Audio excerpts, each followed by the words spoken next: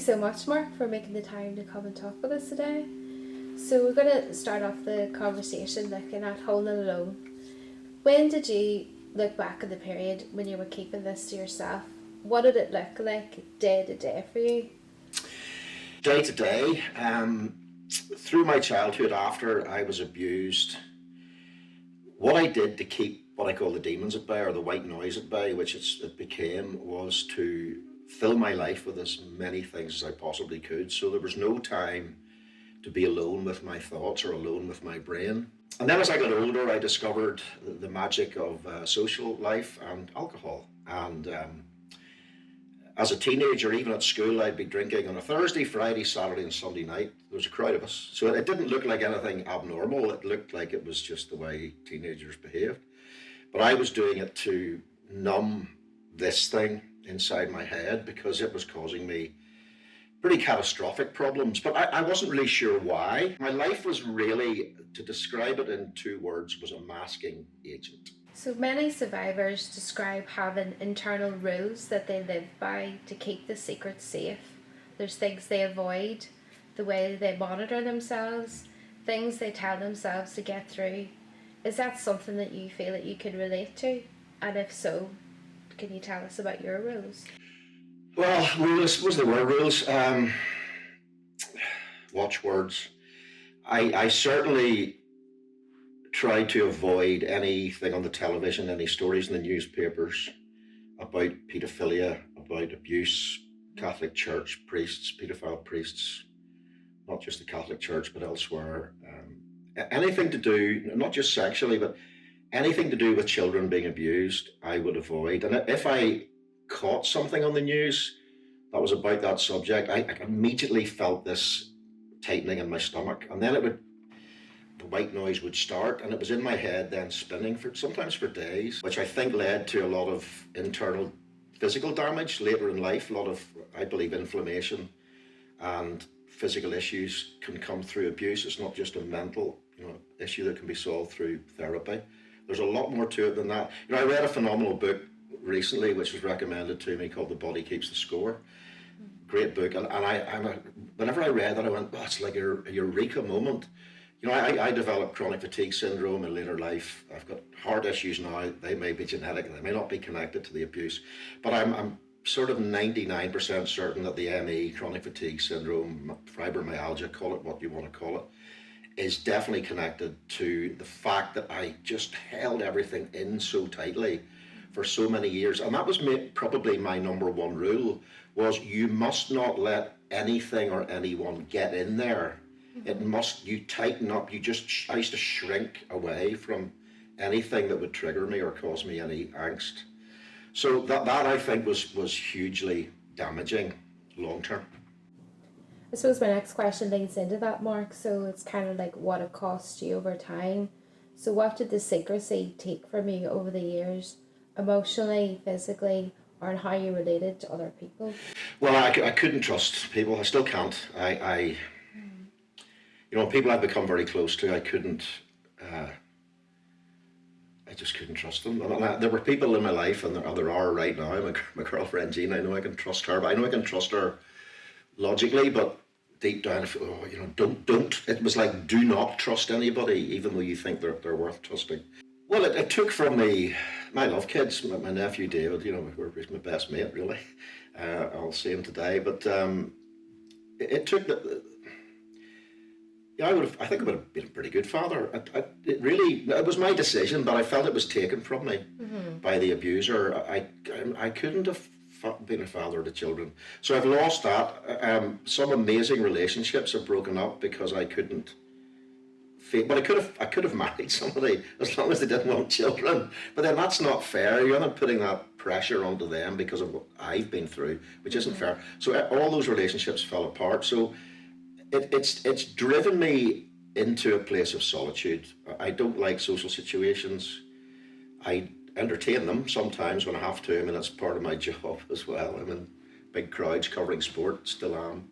But when I'm in a social situation, because I don't trust anybody, and I do feel that the people around me are more threats than friends. So I'm continually scanning, looking for the next potential threat. So it's definitely affected me emotionally in the way my amygdala reacts. I think my fight or flight mechanism is on 24 hours a day, and it's terrifying. You know, if I'm even walking here today, I'm continually scanning. So the long-term effects of abuse are very real and very, very wide. It's a much broader spectrum than people might think. It pretty much affects every step you take in the rest of your life. I suppose talking about fear, can I take you back to the moment whenever the police contacted you? So you said you didn't tell anyone until the police called. Can you tell us what that moment was like in your body and mind? Was it a relief, a threat, disbelief, or something else? Wasn't a relief. It wasn't disbelief. Well, it was a woman who phoned me, a woman police person who worked for them. It was then called the Vice Squad. And she said, Lindsay Brown has been arrested and we believe you are one of his victims. I subsequently found out there was over 100 because I went to a psychotherapist in Bangor who dealt specifically, or one of his specifics was dealing with children who'd been abused by Lindsay Brown, and he told me that. Surprised, no, because, but there was a part of me, first of all, my first thought was, how did you know? How did you find out? I didn't tell anybody. So who's told you? It was like somebody had given away my secret. Like, that was to me like burglary. It was appalling. And I was so shocked, I never asked them. Never once asked them who told them or how they found out. And Lindsay Brown certainly didn't tell them because he pleaded innocence through the whole trial. So Mark, without asking for details of the abuse itself, what do you think were the biggest forces that kept you silent? So I wasn't concerned about anybody finding out that I'd been abused by him. But I think people expect the response to be, oh yes, I was abused by Lindsay, but it was horrendous. He used to do this, and he would trap me in the corner of a room, and I was terrified, and I was in tears, and I was shaking, and there was none of that. None of that with Lindsay. He was too clever, far too clever. Made me feel like a golden child, and I didn't want anyone to think that I felt like a golden child with a paedophile, and I think it's as simple as that. Can you tell us the experience of telling your dad what you kind of hoped for from telling him, and how you might have feared that? Yeah, well, I feared it all my life, but I told him after the police had phoned me, and he was reading the Belfast Telegraph, which was a long-form newspaper in those days. He was always sitting with it, reading it on the sofa, and he would never put the paper down for anything or anybody, really. He would just fold the corner down if he was really interested. So I said, Al, I have something to tell you, it's very important. So he folded down the corner of the newspaper, and I told him about the police phone call and Lindsay Brown. And he just looked at me and he said, you should have told me earlier, and put the paper back up again and continued reading. But as the years progressed, my father was an incredible support to me. Not emotionally, but if I ever wanted to talk about that or anything else, or the depressions I went through, or the period of mutism I went through, he would listen and he would give me advice, and he was an absolute rock. He was just rock solid. He died 3 months ago. We had blazing rows all through our lives. We're too similar, but we loved each other very deeply, and there was a massive respect between the two of us. He was a judge and an incredible sportsman. Like, I admire. He's on a pedestal for me. My father still is. A lot of respect for him. What does it look like, the reaction that you're looking for? Do you know what that is? And that's a hard question probably to answer. You want a huge bed of marshmallows to fall on top of, and all the people you love to jump onto this marshmallow bed and envelop you with love and empathy and cuddles and tears, and that's what you want. I think that's what I wanted, and so I wanted, why aren't you giving me more sympathy? And I did. In the end, I ended up hating sympathy because I always thought it was quite, we'll have good thoughts for you. Will you really? I'm really sorry this happened to you. Are you really? So, because people have their own lives to live. Another great phrase that is a catchphrase for me almost is, you can only live your own reality. So my reality is very different to yours or Jen's. You know, and everybody in the world is the same. You have your own reality to attend to. Yeah. So people say, "I'm really sorry that happened to you," but they move on with their own lives, and I move on with mine. So it's very insular. Don't expect people to dig you out of this stuff. They're not going to. You've got to. It comes from the inside out. You have to deal with the demons or what has happened to you internally. There can be a huge amount of damage and sometimes illness, mental and physical, but you have to find a way to release that. Yes, psychotherapy, psychiatrists, drugs, people you talk to, coping mechanisms, they can all help, but the fight is from the inside, and you will not get salvation from the outside in.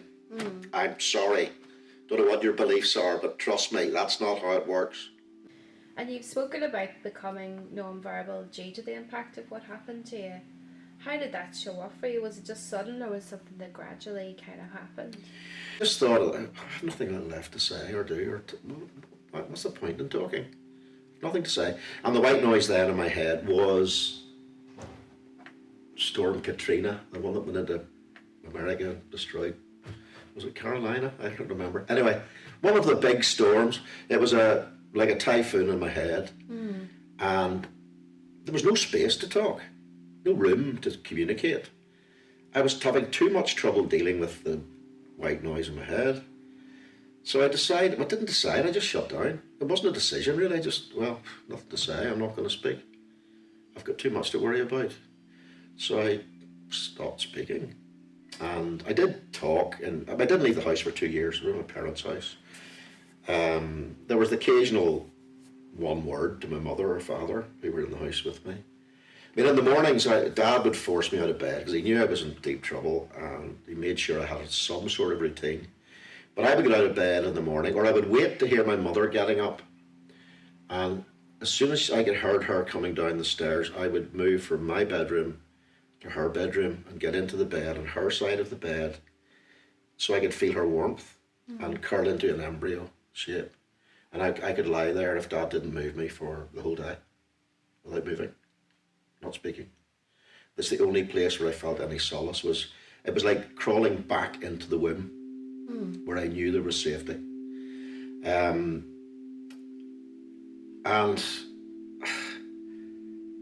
I mean, to this day, I can't believe I didn't speak for that length of time, because I do talk a lot, as you've probably noticed, and I'm quite an ebullient. I mean, my natural character is an ebullient, outgoing kind of guy, ambivert, but that kind of person. But I didn't see any point in communicating with the world anymore. You know, the world to me had treated me appallingly. I had nothing to give back. I had nothing to give. I didn't want to be there. I mean, I did attempt suicide twice. The mute period was, the best way to describe it was I just folded into myself, completely folded in, so there was nothing left. I mean, I was on my own in this. I was an island. I didn't want support. I just wanted to be left alone and be left to shrivel away into nothing. If I couldn't do it to myself, I hoped the universe would do it for me so that I just wouldn't exist anymore. And could you tell us what helped to shift things so you could speak publicly later on about what happened? I think sometimes, for some people, I think it's very individual. For some people, silence is the way forward, and keeping it internalized. Yeah. And then finding your own coping mechanisms. As I say, you deal from the inside out, not the outside in. For other people, it depends on your personality type and what you've been through. For other people, talking about it is definitely the way forward, getting it out there. Particularly, you know, I found it difficult being with women who'd been abused. It just alerted my being to the horror of aspects of the world. But talking to those women or talking to other men, as I've done since I came out as being abused by Lindsay Brown, about your experiences. I've had so many emails and letters and phone calls from people in my class and in the school. Oh my God, didn't know it happened to you. I mean, one guy was a chief superintendent in the RUC. There'd been very high profile people. Another one was a barrister, and they'd never talked about it either, and now they are talking about it. There's a documentary being made in the summer about it that's been commissioned, which I'll be fronting. So at last I get the chance to be Louis Theroux, one of my heroes. But I'm going to be interviewing a paedophile as part of that documentary. That scares me a bit because I'm going to be very forensic in my questioning with this guy who he claims to be reformed. We'll see. But yeah, that's part of the documentary and the process. So I suppose that is me talking about it. You know, I find these interviews I find very difficult, and for days after this I won't feel well at all. I mean, the white noise will come back, but I'd rather be doing this than not doing it, because there are plenty of people who will want to remain silent, but there will be others who are on the cusp of that, not quite on that cliff edge, not knowing what the way forward is. And if they see me talking about it, thinking, well, I need to talk about this to somebody, then they will, and it may give them sustenance, give them help, and help them find a way forward and a way back to the surface. When you think beyond your own experience to families, institutions, or society, what uncomfortable truths do you think we still avoid facing about silence, disclosure, and how survivors are responded to? A big question. Yeah, okay. The biggest problem, there's nothing more important than the institution. So, Catholic Church, the current situation with the Presbyterian Church in terms of safeguarding, the controversy around that, the investigations. My school, paedophiles gravitate to arenas from which they can abuse in plain sight. That's what they do. They're very, very clever. And that's why I think, most abuse is either from within the family or from within those institutions. So that's where I think a huge amount of work needs to be done, is to, how do you dissolve that stigma? The church wants to be the church and the school wants to be the school, but somehow that has to be accessed and dissolved.